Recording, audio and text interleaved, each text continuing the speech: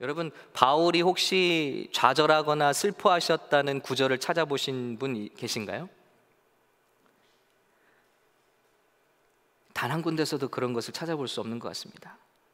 그가 만약 슬프고 괴로웠다면 아마 그의 복음을 들은 성도들이 방황하거나 아니면 잘못된 길로 가거나 교회가 죄를 짓거나 이랬을 때 그의 정말 슬퍼하는 마음을 볼 수 있지, 그가 잡혀가고 매를 맞거나 아니면 난파를 당하거나 어떤 고난을 당하든지 그에게서 슬퍼하는 모습을 우린 찾아볼 수가 없습니다.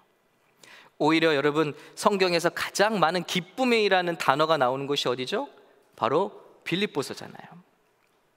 그 빌립보서를 쓸 때 바울은 감옥 속에 있었습니다. 그런데 가장 큰 기쁨과 그에 관련한 단어들이 나오고 있는 것을 볼 수가 있습니다. 여러분, 그렇습니다. 바울은 절망 속에 빠진 적이 없어요. 그 소망의 비밀이 뭘까? 그 비밀이 뭘까? 오늘 그것을 나누기 원하는 것입니다. 오늘 고린도후서의 배경을 보면요, 고린도 전서에서 그가 세운 고린도 교회가 정말 당파를 지어서 싸우고 은사 문제로 싸우고 성찬 문제로 싸우고 또 그 고린도 교회 그 환경의 영향을 받아서 죄가 들어오고요, 그래서 성적인 타락이 있고요, 엉망진창이었습니다. 그래서 사도 바울이 눈물을 머금고 편지를 써서 그 교회를 바로잡았습니다. 놀라운 것은 성도들이 그 편지를 받았고 그리고 회개했고 그리고 편지대로 실행해서 교회가 살아나게 됐습니다. 그런데 그 후에 또 어떤 문제가 생겼냐면요, 아직도 당파 문제로 교회를 가르고 있던 사람들이 이제는 사도 바울을 공격하기 시작했습니다. 사도 바울은 사도가 아니다. 왜냐하면 그는 예수님의 다른 제자들 같지 않다. 그래서 그에게는 권위가 없다. 그리고 우리가 왜 그의 말을 들어야 하는가? 그리고 사도 바울은 거짓말장이다. 우리에게 온다고 하고 이렇게 오랜 기간 동안 우리를 찾아오지도 않고 있다. 그리고 사도 바울은 돈을 좋아한다. 사도라고도 안 했겠죠? 바울은 돈을 좋아하는 사람이다. 왜냐하면 바울이 이제 힘들어진 다른 교회를 돕기 위해서 내가 갈 때 이렇게 연보를 준비하고 헌금을 준비해 달라고 그랬거든요. 바울의 큰 사명은 그것을 모아서 어려움에 빠진 교회를 돕는 것이었습니다. 그런 것들을 트집 잡아서 바울은 돈을 밝히는 사람이다 하고 성도들을 갈라내기 시작했습니다. 그럼 여러분 생각해 보세요. 자기가 정말 일하면서 어렵게 교회를 세웠습니다. 그리고 사람들을 훈련했습니다. 제자로 삼았습니다. 그리고 교회가 어렵게 세워졌는데 그 교회에서 정말 가까스로 그 교회가 간신히 살아났는데 이제는 교회를 세우고 희생했던 자기를 향해서 이런 엄청난 욕들과 또 이런 괴로운 일들을 그에게 주는 거예요. 그때 여러분, 바울은 얼마나 실망이 됐겠어요. 제가 아마 그런 목사였다면 굉장히 시리에 빠졌을 것 같아요. 와, 이거 목회를 할 수 있을까 과연? 그런데 사도 바울의 오늘 글을 보시기 바랍니다. 그는 절대 절망에 빠지지 않습니다. 그는 죽음과 고난과 어떤 모양의 고난이 그에게 찾아올지라도 그는 그러지 않더라고요. 그 비밀이 무엇일까? 오늘 여기에 나와 있습니다. 첫 번째, 그는 하나님께서 허락하시는 모든 어려움은 이유가 있다고 믿고 있어요. 생각해 보시기 바랍니다. 15절입니다. 모든 것은 여러분을 위한 것입니다. 교회가 겪는 어려움, 리더들이 겪는 어려움, 성도들이 믿음을 가지면서 겪는 모든 어려움들은 우리를 위한 거라는 거예요. It is all for your sake. 왜냐? 하나님이 다 알고 계시고 하나님께서 하시는데 그 이유가 나오죠. 이는 하나님의 은혜가 더 많은 사람들에게 풍성해져서 넘치는 감사로 하나님께 영광을 돌리게 하려는 하나님의 뜻이라는 거예요. 여러분 보시기 바랍니다. 어떤 어려운 일이 닥치든지 하나님의 은혜를 힘입어서 깨달은 바가 생겨서 하나님께 더 많은 감사를 통해서 하나님께 영광을 올려드리는 것이 하나님이 하시는 일이라요. 시험에 세 가지가 있다고 그랬습니다. 첫 번째 시험은 템테이션이에요. 이건 마귀가 주는 겁니다. 템테이션의 목적은 우리를 쓰러뜨리는 것입니다. 또 다른 T 두 개가 있죠. 테스트가 있어요. 그리고 트라이얼이 있습니다. 그런데 이 두 가지 시험, 한국말로는 다 시험입니다. 이것은 하나님이 허락하시는 거예요. 하나님이 직접 하실 수도 있습니다. 주실 수도 있어요. 그 목적은 뭐죠? 마귀가 주는 템테이션, 우리를 반드시 끌어내리고 쓰러지게 만드는 거예요, 시험은요. 그러나 하나님께서 주시는 시험은 우리를 축복하기 위한 것입니다. 우리를 더욱 잘되게 하시기 위한 것입니다. 이 모든 것은 여러분을 위한 것입니다. 우리 삶에 닥치는 고통과 어려움과 시험, 이 모든 것은 여러분을 위한 것입니다. 분명한 이유를 알고 있다는 것. 구체적인 것은 모르지만 하나님께서 반드시 우리를 위해서 뭔가 좋은 일을 하고 계시다는 분명한 믿음, 이게 마귀가 준 게 아니라면요. 여러분, 이 믿음만 있으면 사실 우리 삶 가운데 어떤 문제가 닥쳐도 놀라지 않아요. 근데 이 믿음이 없는 거예요. 하나님이 이 모든 것 뒤에 컨트롤하고 계신다, 알고 계신다, 그리고 때로는 테스트도 하신다. 오늘 저희 집에 전기가 나간 줄 알았어요. 그래서 두꺼비 집 가보라고 하더라고요. 그래서 우리 라니를 데리고 한번 갔어요. 보여주려고요. 그랬더니 스위치 버튼이 쫙 일렬로 있죠. 전기 들어오는 버튼이요. 어떻게 하죠? 눈으로 보기에는 다 제자리에 있는 것 같아요. 그러나 어떻게 보죠? 테스트 버튼이 있죠.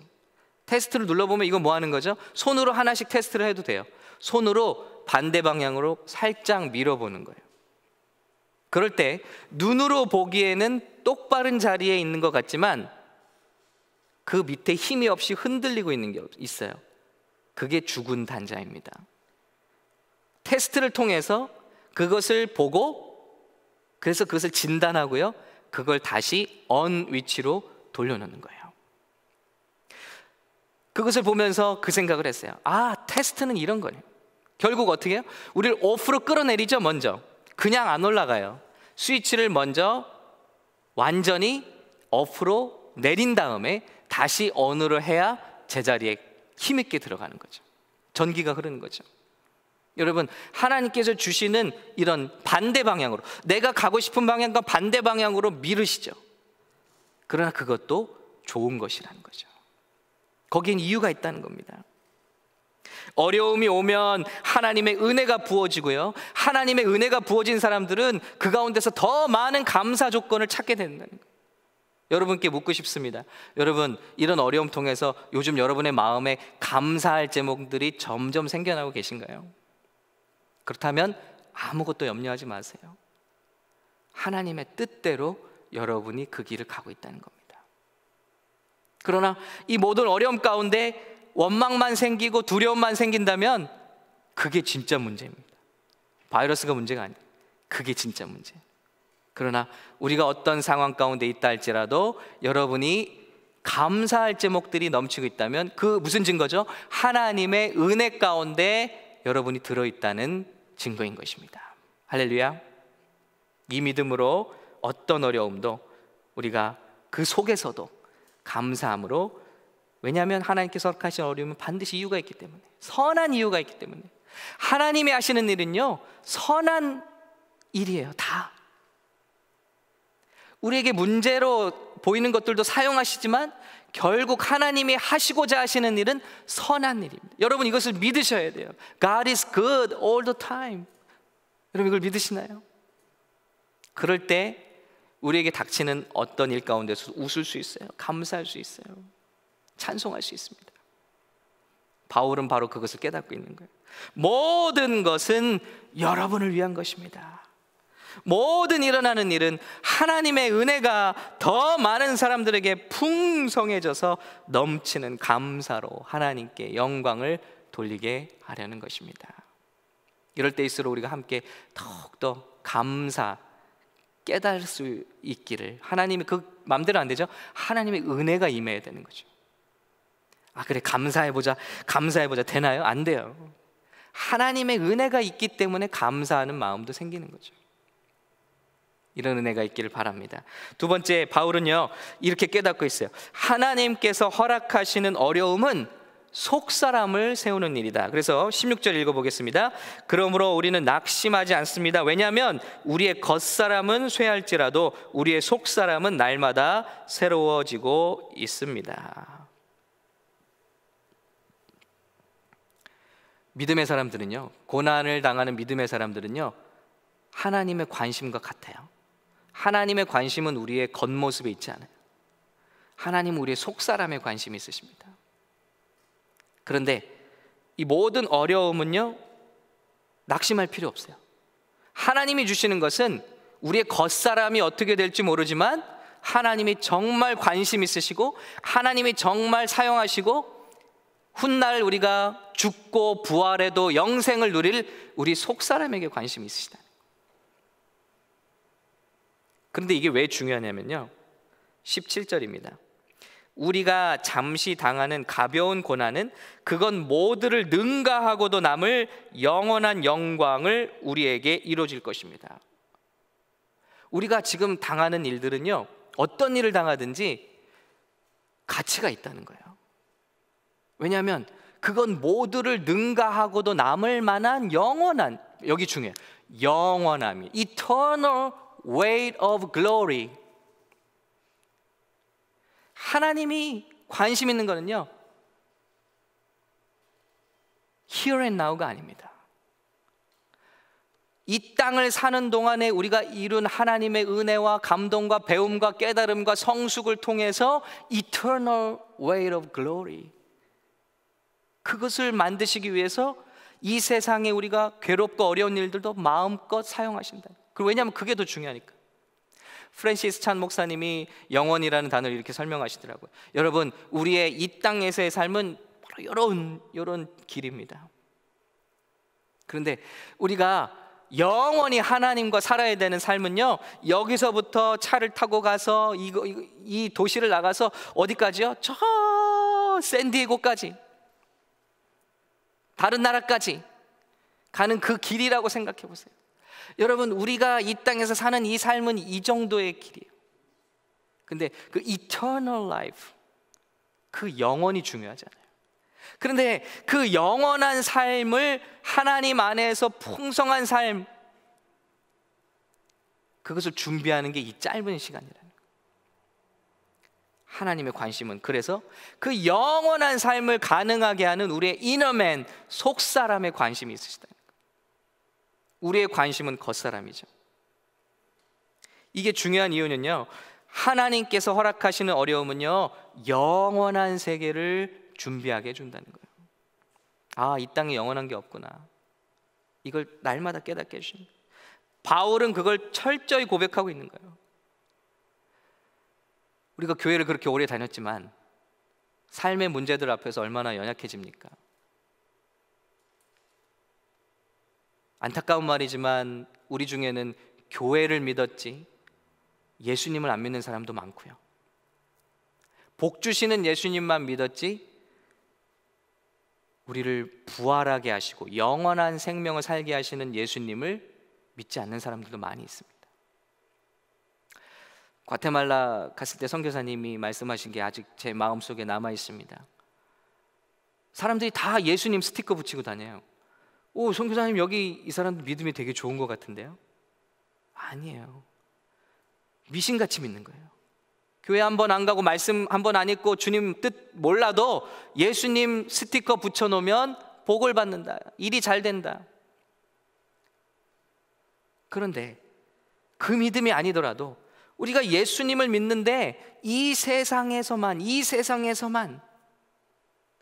했던 그런 모든 생각들을 깨뜨린 게 뭐죠? 바로 고난과 재난입니다. 이것만큼 좋은 툴은 없어요. 그래서 우리의 생각이 eternal life. 18절입니다. 우리가 주목하는 것은 보이는 것들이 아니라 보이지 않는 것들입니다. 보이는 것들은 잠깐이나 보이지 않는 것들은 영원하기 때문입니다. 그렇기 때문에 바울은 이런 어려움이 올 때마다 내 속사람이 강건해지고 속사람이 다듬어지고 그래서 영원한 삶을 준비하게 되니까 이거 얼마나 감사하냐. 그런데 이게 중요한 이유는 우리가 지금 보는 거예요. 이런 종이, 탁자, 여러분 눈에 보는 모든 것들, 건물, 이런 것들은 temporary. 진짜 중요한 건 보이지 않는 것들이에요. 우리가 그러나 염려하는 건 대부분 뭐죠? 보이는 것들 때문이잖아요. 보이는 것들. 한번 생각해 봤어요. 우리가 보는 것들 뭐가 있죠? 외모와 건강이에요. 그런데 하나님은 영혼을 더 소중하게 생각하시는 거예요. 영혼은 안 보여요. 우리 속기 쉬워요. 사람이 모양이 건강하고 잘생겼고 얼굴에서 광채가 나면 저 사람 건강한 사람이다. 아니요, 건강한 육체를 가지고 병든 영혼을 가진 사람 얼마나 많이 있습니까? 주님은 영혼에 관심이 있어요. 많은 사람과 관계와 성공, 눈에 보일 땐 굉장히 활발해 보이죠. 그러나 주님은 그 안에서의 관계, 그리고 과연 가족, 이것을 바라보십니다. 잘 눈에 안 보이는 것들이죠. 성공, 이 땅을 살면서 이런 공부를 하고 이런 때 결혼을 하고 이런 잡을 얻어서 하는 게 우리 청년들의 그냥 루틴한 꿈이잖아요, 젊은 사람들이. 그런데 여러분, 눈에 보이는 거예요. 그런데 주님이 더욱 중요하게 생각하는 건 구원이에요. 구원. 그냥 이 문제를 잘 버텨내서 생존하는 것도 굉장히 중요하지만요, 구원받아야지. 주님은 구원을 중요하게 생각했어요. 영혼의 구원.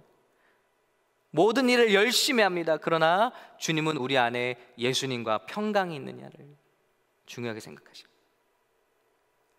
막 열심히 물질을 모아서 우리 자녀들에게까지 물려줄 수 있는 그런 재산을 모으고자 합니다. 그러나 주님은요, 자녀들에게 신앙을, 믿음을 상속할 수 있는가? 믿음은 보이지 않아요. 그런데 그것을 더 중요하게 보신다는 거예요. 여러분, 이 바이러스 사태를 통해서 얼마나 큰 일들이 이루어지고 있어요. 우리가 진짜 중요한 것으로 눈을 돌리기 시작했잖아요.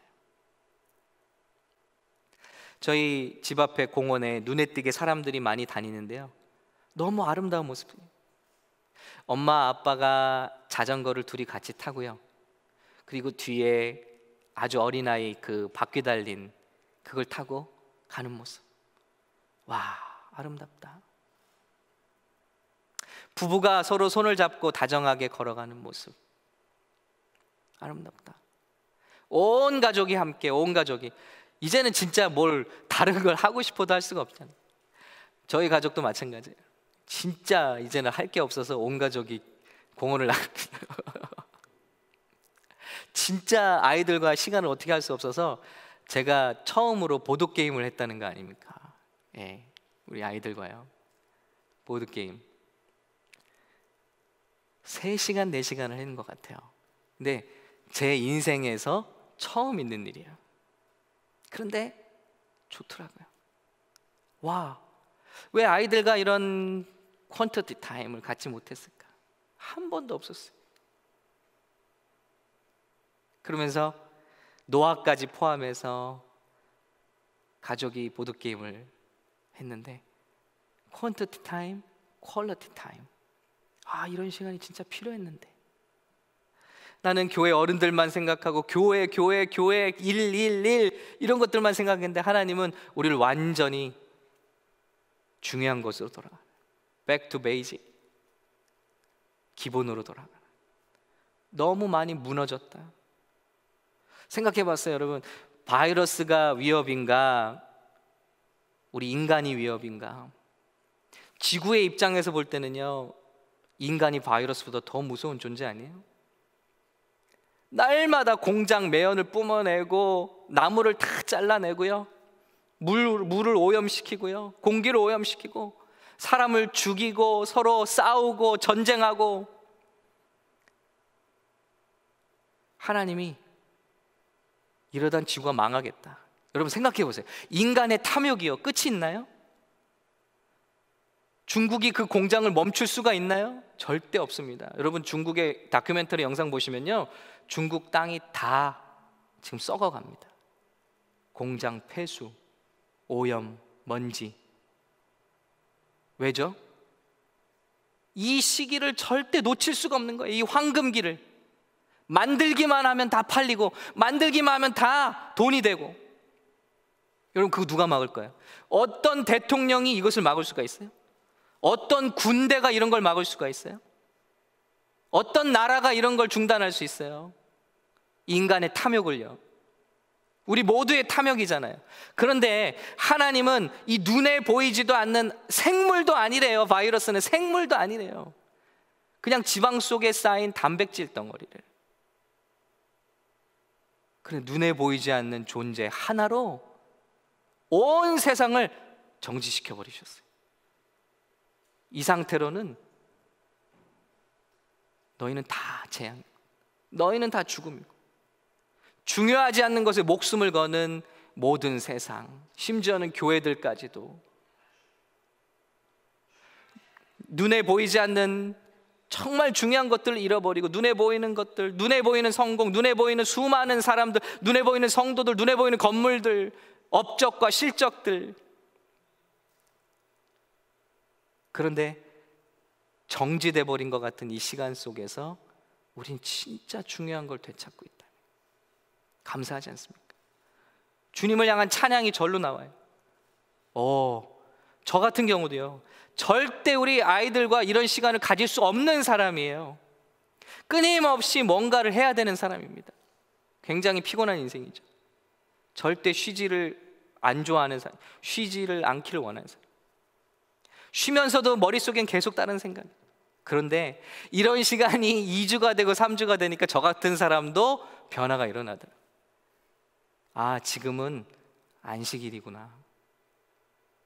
여러분, 이스라엘 백성들이 다 새 땅에 갔더니 쉴 수가 없어요. 일주일에 하루를 어떻게 놀아, 안식일을. 농사로 바뀌었잖아요.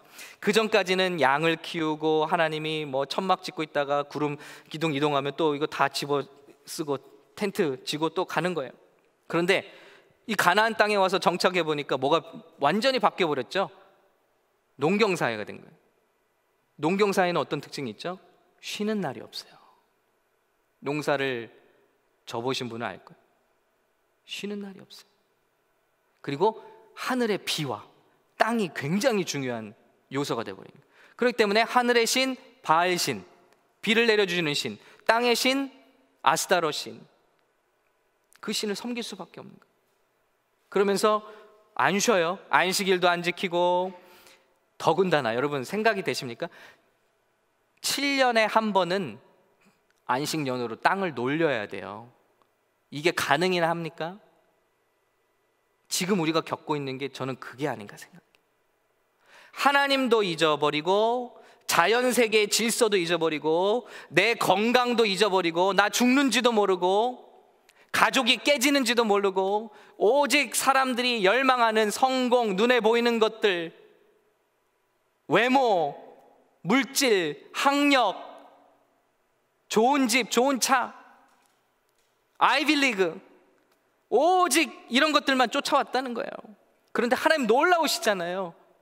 어떤 군대도 이걸 멈출 수 없어요. 이걸 어떻게 멈출 겁니까? 이 욕심을요. 근데 주님은 바이러스 사태를 통해서 완전히 all stop 시키셨어요. 하나님의 위대한 신의 한 수죠. 뭘 깨닫게 되죠? 우리가 그렇게 추구해왔던 게 진짜 하루아침에 날아가 버리는구나. 여러분, 그 바이러스에 걸리신 분이 수기 영상을 쓰는 걸 제가 아내를 통해서 보게 됐는데, 그분이 하는 말이 뭐냐면요, 우리가 건강한 우리 가족, 미국 분이에요. 아시는 분은 아실 거예요. 절대 이런 상상조차 못했다. 우리 가족 중에 이 코로나 바이러스에 걸려서 한 방에 완전히 격리되어서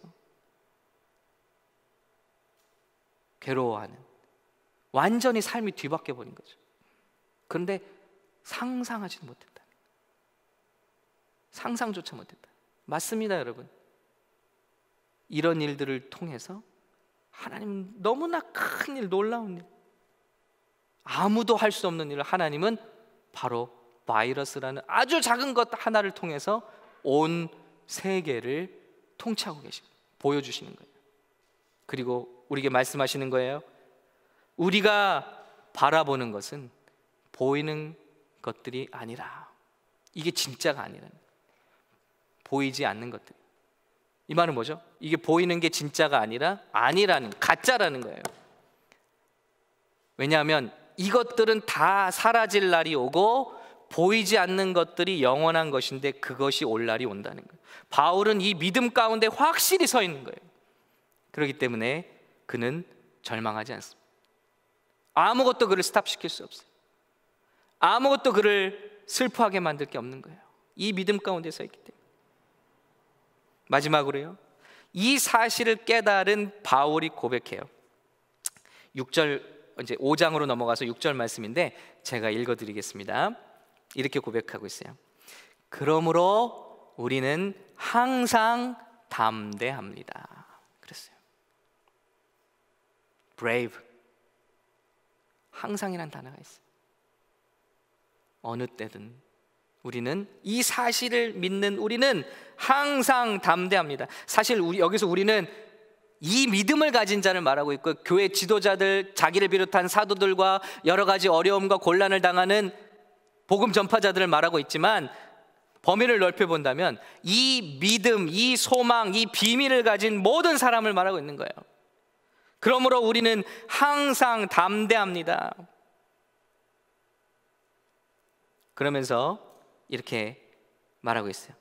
우리는 땅 위에 있는 우리 장막집이 무너지면, 우리 몸을 말하는 거예요, 하나님께서 지으신 집, 곧 손으로 지은 것이 아닌 하늘에 있는 영원한 집이 우리에게 있는 것을 알고 있습니다. 이 비밀을 알고 있는 사람은 이 땅에서 무슨 일이 일어나든 놀라지 않아요. 그 얘기를 하고 있는 거예요. 오히려 하늘로부터 오는 우리 집으로 덧입기를 간절히 사모하며 이 장막집에서 탄식하고 있습니다.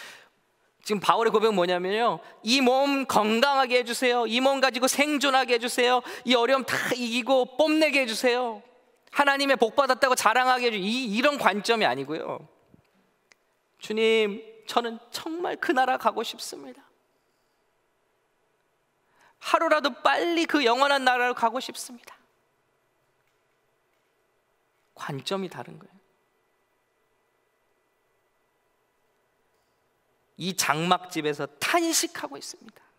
내 영혼이 빨리 이 장막을 벗어나 주님 만나기를 바라고 있다는 거예요. 그런데 왜 그러지 못하고 있죠? 이 땅에서 사명이 있기 때문에 고백하는 거예요. 그러므로 우리가 몸 안에 있든지 몸을 떠나 있든지 주를 기쁘게 하려고 힘씁니다. 그의 삶의 포인트는요, 하나님께 복을 받는 게 아니에요. 문제를 해결받는 게 아니에요. 주님을 기쁘시게 하는 거예요.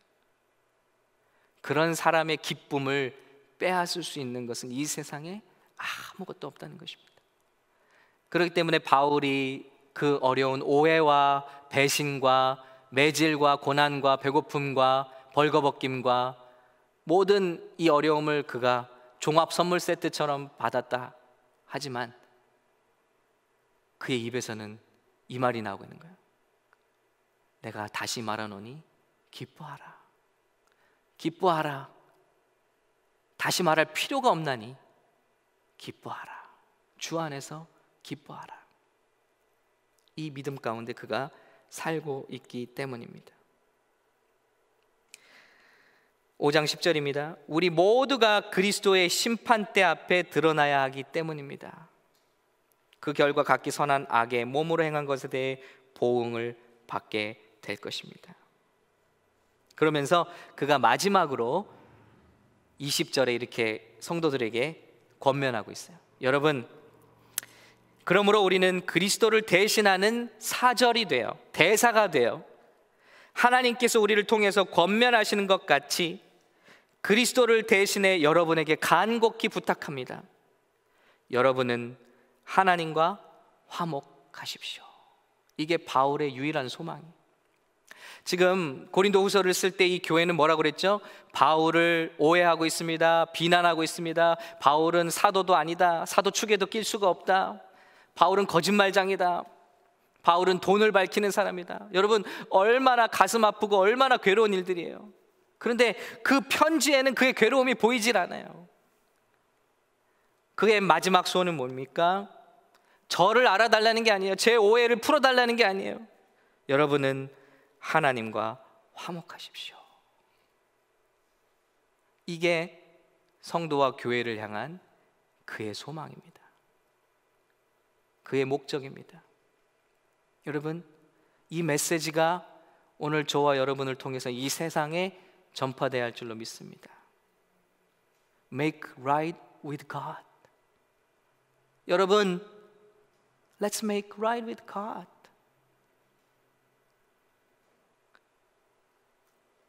Let's return to Father. 하나님께로 돌아갑시다.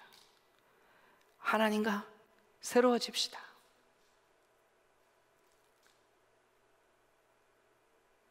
아까도 말씀드렸지만 많은 한국 교회들은 그저 성도들의 아픔만 달래기 위해서 온라인 방송을 하고 있는 것처럼 보여요. 그러나 여러분, 절대 이 온라인 방송이 우리 예배를 대체할 수 없는 거죠. 그래서 안타까운 마음으로 이거라도, 그러나 이 시기에 정말 복음에 사로잡힌 교회들은요, 이때를 기회로 삼고 있다. 사도 바울이 감옥에 갇혔지만요, 그는 그 당시에 SNS를 쓴 거예요. 그게 뭐죠? 편지입니다. 편지. 그는 입을 벌려서 누구를 만날 수도 없고 제자를 삼을 수도 없지만 그는 그 당시에 온라인인 서신을 통해서 교회들을 깨웠습니다. 교회들을 세웠습니다. 그들을 양육했습니다. 여러분, 우리에게 닥친 상황은 문제가 아니에요. 우리가 이것을 어떻게 활용하느냐인데, 그 방향은 한 가지. 여러분은 하나님과 화목하십시오. 예수님을 모르십니까? 그렇다면 얼마나 많은 절망 속에서, 큰 절망 속에서 여러분 하루하루 살고 계십니까?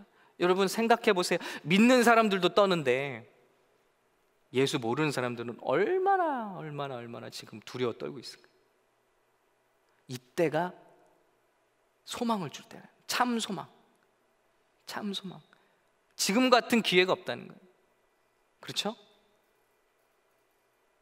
사실 바이러스가 있건 없건 간에 이 세상엔 소망이 없는 거잖아요. 근데 우린 착각하고 있던 거예요. 이 세상에 소망이 있다. 그런데 이 사태를 통해서 깨닫는 게 뭡니까? 예나 지금이나 참 소망은 예수님이시다. 그 예수님을 증거하는 기회로 삼자는 거예요. 바울은 그렇게 했다는 거예요. 그 당시에 소셜 네트워크, 여러분 우리 멋으로 있나요? 폼으로 있나요? 여러분의 주변에 두려워 떠는 사람들에게, 혹은 이런 사람들도 있죠. 아예 복음을 몰라서 떠는 사람들도 있고요. 또 어떤 사람들은 복음을 조금 알지만 예전엔 주님과 가까웠지만 교회를 떠난 사람들도 있어요. 신앙을 잠시 떠나 방황하는 사람들도 있어요. 우리 그런 분들에게 다시 한번 다가갈 때라는 거죠. 이때 그들도 뭔가를 찾고 있습니다. 이때 그의 소망, 바울의 소망 살펴봤죠. 욥의 소망, 요셉의 소망, 우리의 소망 대신 예수 그리스도, 그 예수님을 증거할 수 있는 기회로 우리 저와 여러분이 삼으실 수 있기를 예수님의 이름으로 부탁드리고 축원합니다. 이제 벌써 다음 주면 이번 주일부터 고난 주간이 시작되고요. 그리고 다음 주 금요일은 성금요일이죠. 그리고 부활절이 다가오는데요. 여러분, 부활절을 온라인 예배로 드리는 사태가 정말 왔습니다. 피할 수 없죠. 근데 여러분, 너무 절망할 필요 없는 것 같아요. 부활의 메시지, 죽음까지도 이기시고 우리를 소망을 주시는 예수님의 메시지를 이번 기회에 우리가 더 많은 사람에게 전파할 수 있는 그런 기회가 되시기를 예수님의 이름으로 축복합니다.